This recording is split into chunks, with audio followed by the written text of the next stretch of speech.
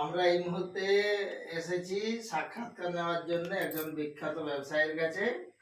আমরা এনার কাছ থেকে কিছু ব্যবসা সম্পর্কে জানবো। আপনার নাম কি? আপনি কি ব্যবসা করেন? চিপসের আলুর গাড়ির ব্যবসা করেন। আপনার পার ডে কত করে গাড়ি আসে?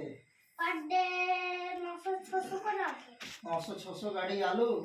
চিপসের আলু? হ্যাঁ, কলে রাখা থাকে। আচ্ছা, কোল্ড স্টোরেজে রাখা থাকে তারপরে, তাই তো?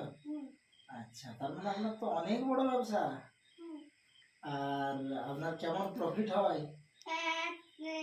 1000-2000 করে হয়। 1000-2000 900 গাড়ি আলু বিক্রি করে 1000 টাকা প্রফিট?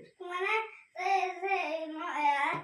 আলু যখন 900 করে যখন শেষ হয়ে যায় না, তখন 900 শেষ হয়ে গেল, 9 গাড়ি আলু শেষ হয়ে গেল, 9 গাড়ি আলু। ও 9 গাড়ি আলু আছে। আচ্ছা আচ্ছা, 9 গাড়ি আলু বিক্রি করে আপনার কত প্রফিট হয়? 1000-2000 হয়। 1000-2000 টাকা, বাহ। আর আপনি আপনার তো কর্মচারীও আছে তাহলে? হ্যাঁ, 300-200 করে আছে। আচ্ছা, কর্মচারীরা আপনার আলুর প্যাকেজিং করে? আমি মানে চিপস গুলো ভাজি, আর আরেকজন তিনটে প্যাকেট করে। ও, প্যাকেটের লোক একজন আছে, আর আপনি চিপস ভাজেন, তাই তো? হ্যাঁ, আর তারপর সিদ্ধ করার লোক আলাদা আছে, কাটার লোক আলাদা আছে। আচ্ছা, আর আপনার মার্কেটিং কোথায় হয় তাহলে? হ্যাঁ, কোথায় বিক্রি করেন চিপস গুলো? আনন্দবাজারে। আনন্দবাজারে বিজ্ঞাপন দেন? হ্যাঁ, আনন্দবাজারে হয়।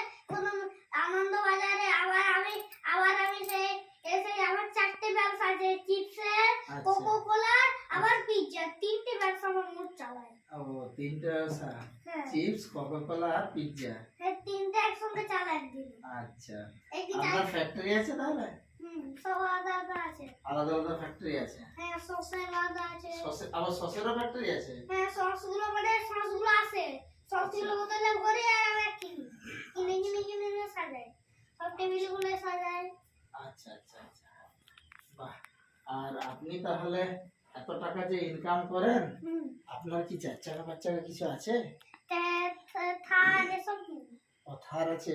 থার আছে। আচ্ছা, থার আছে, আর্মি গাড়িগুলো আছে, ট্যাঙ্ক আছে। ও, ট্যাঙ্ক আছে, থার আছে, আর্মি গাড়ি আছে, সব আছে।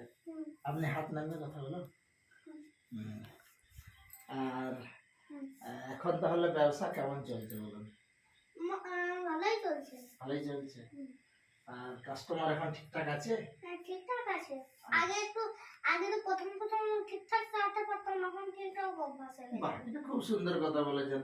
ব্যবসায়ী যে প্রথম ব্যবসা ভালো চলে না, তারপরে প্রথম মানে ঠিক মতো চালাতে পারছিলাম না। আচ্ছা, ঠিক মতো চালাতে পারছিলেন না, এখন তারপরে ঠিকঠাক চলছে।